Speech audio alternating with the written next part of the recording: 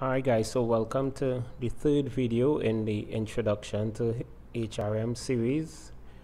Remember, we're talking from the perspective of we have the opportunity to support our organization in improving their HR practices, or to support another organization that might have invited us to be part of their organizational development efforts to improve their human resource management practices. That's the perspective that we are taking things from.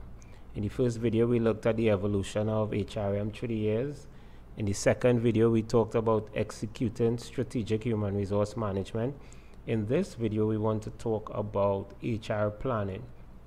So we're going to define what HR planning is, and we're going to talk about some steps in the HR planning process by which you could assist an organization that you may be attempting to support. So let's definition. It's the process of analyzing and identifying the need for and availability of human resources so that the organization can meet its objectives.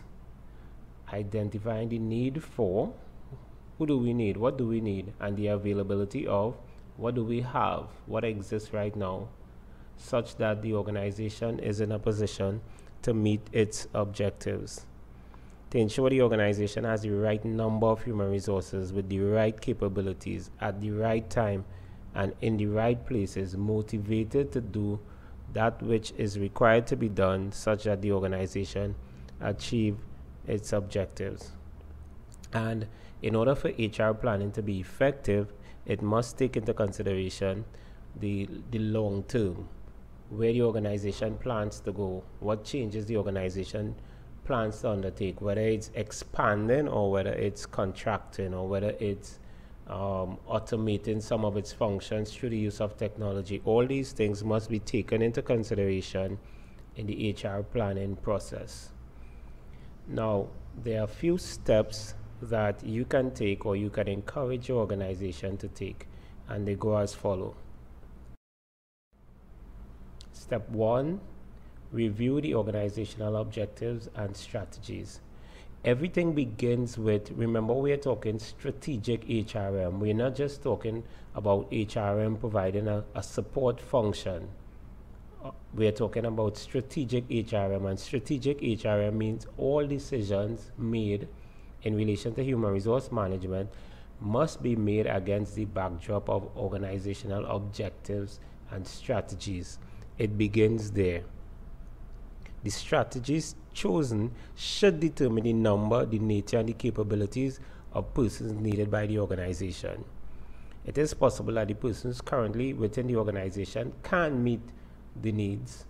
It is also possible that the persons within the organization may be restrictive in terms of their ability to meet the needs of the organization in terms of the direction that it is going. So the HR planning process must ensure that what the labor force that exists is the labor force that can carry the organization into the future in which it wants to go. And it's not just about having the right number of persons, it's having persons with the right capabilities. So it means that there's a requirement for training, having persons executing in such a manner that it increases the likelihood of achieving the organizational objectives. So there's a role for motivating employees, there's a role for performance management, there's a role for compensation, and the jobs must be designed in a particular way to allow persons to feel motivated, to be able to execute, and to be able to achieve the objectives. So there's also a role for job design in the HR planning process. So the first step is to review the organizational objectives and strategies, because everything else would stem from that perspective. The second thing is assess the internal workforce. Who do we have right now? Are the persons within our employ adequate as in the context or against the backdrop of the organizational objectives and strategies? What jobs exist now? How many persons are performing that job? How many persons are missing? All of these would take place as we attempt to assess the internal workforce. Where is the organization going? Do we have the persons who could take us there? in what amounts? Do we need to get more persons on board? Or is it that we have too many persons in terms of an HR surplus? Or do we have a shortage that we need to manage either through recruitment or some other strategy? So all these things must be taken into consideration as you assess the internal workforce.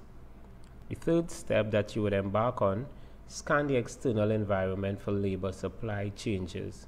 And when we say the external environment for labor supply changes, we're talking about anything that is happening in the external environment that can be brought to bear on your decisions in relation to having an effective workforce, to attracting an effective workforce, to training and preparing an effective workforce, to motivating an effective workforce. Is there anything in the external environment that could impact either positively or negatively? We need to be aware in the planning process. And these things could include government influences, for example, policies, regulations, and laws where they may talk about minimum wage or increase in tax levels, or the deductible, the tax deductible allowances, all these kinds of considerations, pensions, whether they increase or decrease pensions, whether there are decisions about retirement age, all these things would come into bear in terms of how it could impact the decisions that HR would be making. Also in terms of economic conditions, for example, is employment levels, are employment levels within the country increasing or decreasing? Do we have unemployment raising or being reduced? Interest rates, are they increasing? Are they lowering? Inflation rates, is it that we're having increased inflation rates, or is it that the inflation rate is steady or managed or lowering? Also, what's going on in terms of the region, in terms of the international situation globally, what's going on that you may need to pay attention to that would impact your HR decisions. So when we talk about scan the external environment for labor supply changes, these are some of the things we must pay attention to in order to assist in the quality of decisions that are being made. The fourth step is develop forecasting. So based on what is going on in the external environment, based on what is going on in relation to our internal workforce, based on the organizational objectives and strategies, we can now create a forecast of the way we are going to behave within a particular period. We could talk about short-range forecasting, which might be about 6 months to a year. We could talk about mid-range or medium range, it might be 1 year to 3 years or so. Or we could talk from the perspective of long range, which is 3 years, going 3 years plus. So in terms of developing forecasting, we identify the period for which we're going to make certain kinds of forecasts in terms of the decisions that we are going to make. As a result of the forecast, we need to identify the organizational need for people. And identifying the organizational need for people may be looked at in terms of all persons that we are attempting to bring within the employ of the organization within the forecasted period, or it may be as a function of, it could be looked at from the perspective of the various departments. For example, we may have a need for 10 persons in the HR department, 15 persons in the marketing department, 25 persons in the sales department, 10 persons in the health and safety and security department. So we can look at it from a department-specific perspective, and we could also look at it in terms of the whole, the organization as a whole. We also need, when we're identifying the need for people, we also need to take into consideration persons who are likely to resign from the organization, persons who are likely to retire, persons who, well, whatever form attrition might take, we have to take into consideration that this is likely to happen. And in terms of the need for people, as I mentioned, it's maybe a function of the respective department, but it can also be a function of what is referred to as fill rates. The percentage of the department that we agree we would be servicing within the forecasted period. So not because we might be in need of 25 persons for the sales department, that the fill rate is going to be 25 persons or 100%. The decision rule might be 50% fill rate, so we're going to have the sales department 50%, the HR department 50%, the marketing department 50%, or different percentages.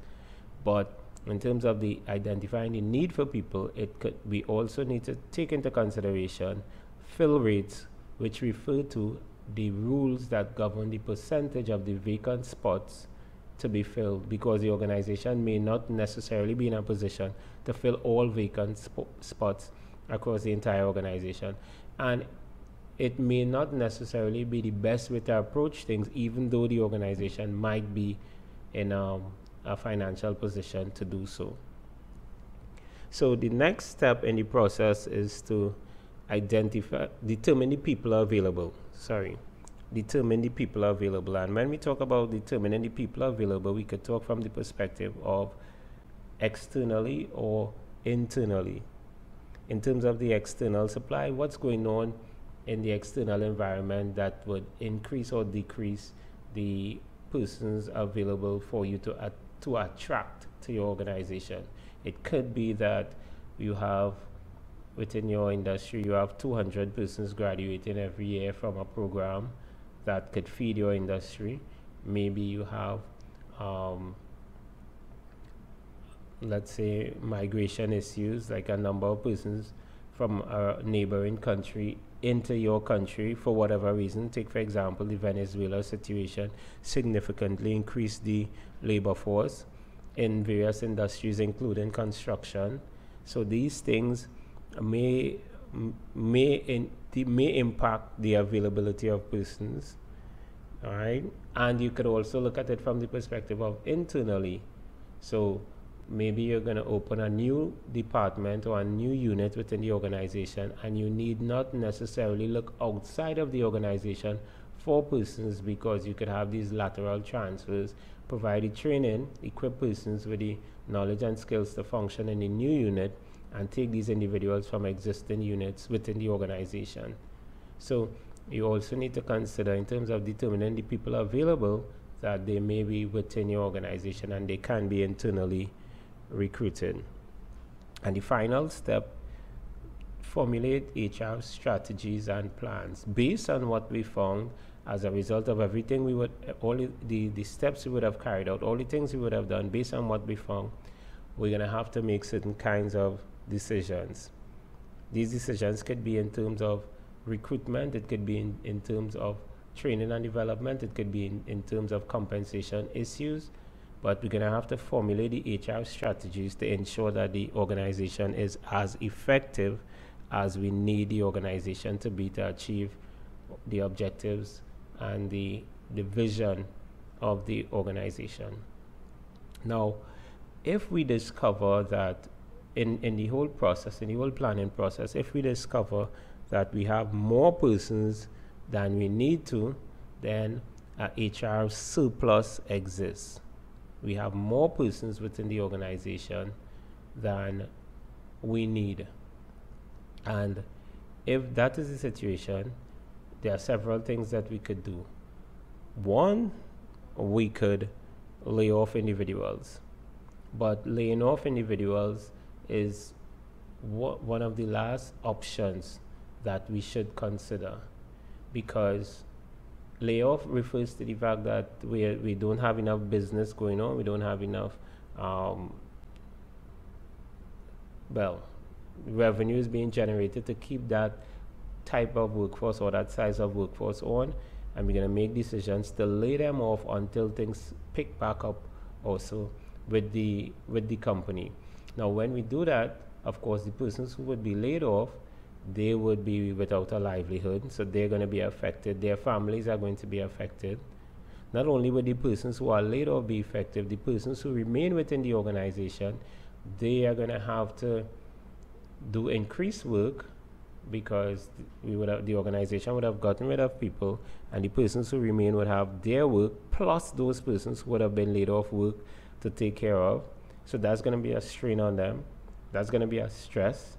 And there would also be the stress in terms of to what extent we are likely to be next in terms of being laid off. So if a human resource surplus exists, there are several options. Layoff may be one of the least you would like to consider. Some organizations consider attrition and hiring freezes. And when I say attrition and hiring freezes, attrition refers to persons who would leave the organization for different reasons. Some people may be terminated, some people may resign, some people may retire. And when these kinds of things happen, we simply do not replace them. So if the human resource surplus is not that significant, you could use attrition and hiring freeze.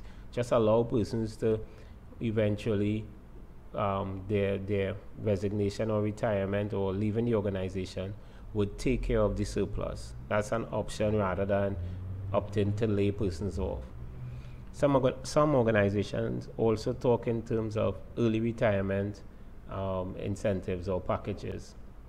So let's say you have persons close to retirement age, maybe a year or 2 or 3 from retirement age. You give them the encouragement to take their retirement early and allow them to get all their benefits they would have gotten if they remained up until the point of retirement. And in some cases, there are also buyouts. And in terms of buyouts, it's an option to lay off or firing where voluntary separation packages could be offered. You buy out the rest of persons' service within the organizations. And although these buyouts may have an upfront cost or an immediate spike in cost, over the long term they may serve to balance the organization's revenues or finances, because a lot of the benefits or the ongoing salary and the benefits that they would have to treat with in the future may not necessarily be a factor because of the buyout. But some of the challenges with a buyout might be, once it's offered, you may have persons who the organization can really benefit from their staying, persons who may be the better set of employees may accept the buyout. And if such persons accept the buyout, then of course there's nothing the organization can do. But their leaving the organization would be a disadvantage to the organization. So if we're saying if a surplus exists, there are options, but each option would have its advantages and disadvantages, whether you opt for attrition with hiring freezes, whether you opt for voluntary separation packages, or as it's called VSEP programs, whether you opt for the early retirement, whether you opt for the buyouts, or whether you opt for the layoffs, you would have some pros and cons there. Now, if the decision is made in terms of layoffs, then there's a need, or it's useful for the organization to consider, or many organizations implement outplacement support. They attempt to provide outplacement services for persons who would have been separated by the restructuring taking place within the organization. So they may hire a company, and that company would be responsible for providing the services that they believe would be needed for persons who would be severed from the organization. And that might be counseling, it might include counseling, or it might include certain professional development skills, it might include soft skills, it might include life skills such as applying for a job, writing a resume, how to take part in an interview. It may also be where they're looking at persons' skills and giving them options or referring them to organizations that may be interested in the skills that they possess. Whatever it is, it's important that outplacement services be considered as a fundamental part of the strategic planning process. Now, when this downsizing is taking place, or when it is to be taking place, it's important that top managers are involved in the decision making. So if decisions are made that we're going to dispense with 5 persons from marketing, 5 persons from HR, 5 persons from sales, the managers of the respective departments must be involved in the process.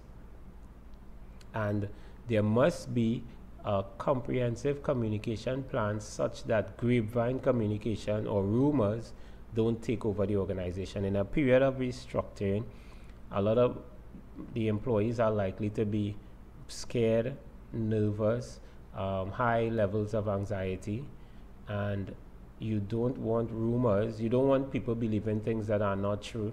You don't want people making the situation any worse than it is.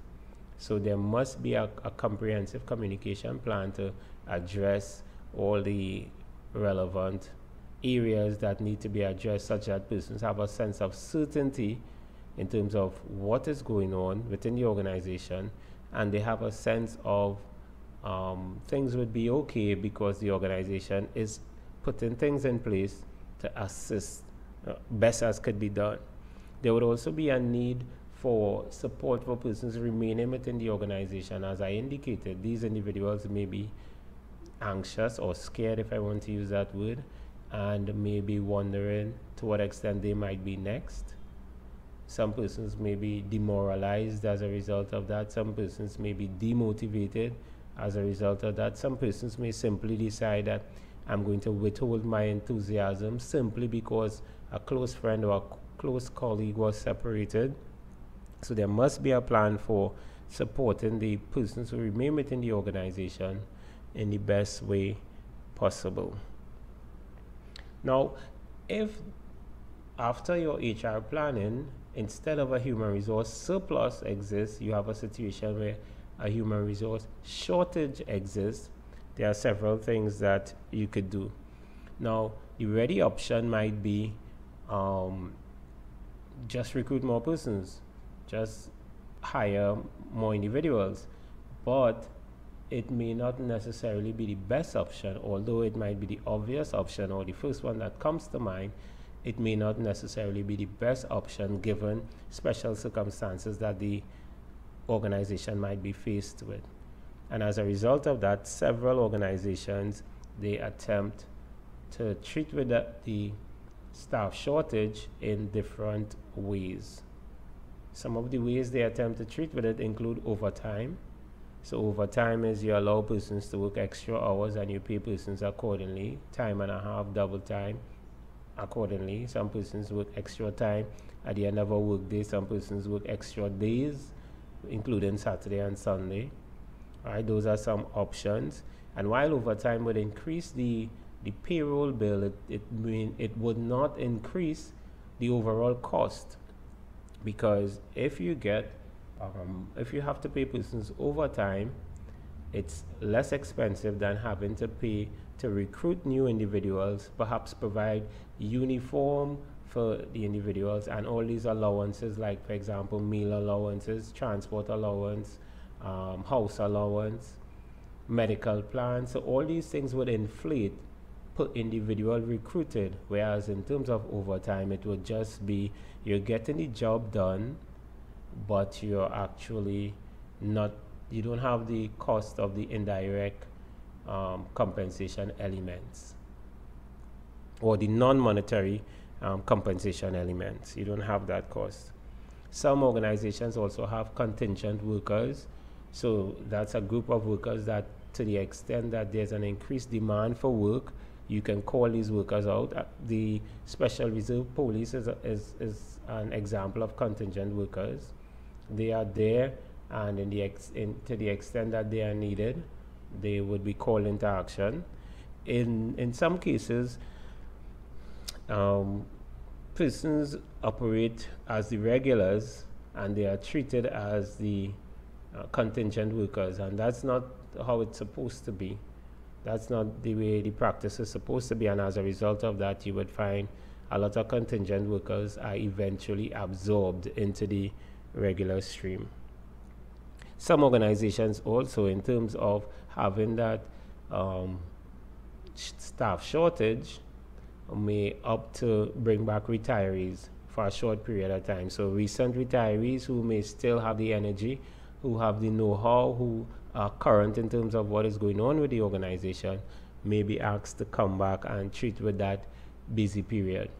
Some organizations make a decision, you know what, we're going to just contract out this aspect of the job rather than hiring persons. We're just going to contract out or outsource to another organization. They're going to take care of the hiring and things like that, and you're going to take care of your monthly contractual bill. So in this video, we wanted to talk about HR planning, and we identify several steps in which you could support the organization that you may be working for or working with in their HR planning process. It begins with a review of the organizational objectives and strategies, because all decisions are made as a function of where the organization plans to go. It progresses to assessing the workforce to see to what extent the KSAOs, the knowledge, skills, and the abilities that are required exist within the workforce in the amounts that would allow the workforce to achieve its objectives. If that's not the case, you scan the external environment and you look at what's happening in relation to everything that could impact the HR decisions. You make a forecast in terms of what resources you need and what period you're going to be treating with. You identify the need for people as a result of the forecast you would have engaged in. You determine the people available, whether internally or externally. And of course, you formulate HR strategies to treat with whatever you need to treat with, whether that might be managing staff shortages, whether it might be managing surpluses, whether it might be training and development, whether it might be performance management, whether it might be compensation management. Whatever has to be done, you formulate the appropriate HR strategies and plans. So this brings us to the end of this video, and of course, as usual, I'm hoping it provides the insight and support for you to be of service to your organization going forward. All the best to achieve. Take care till the next video.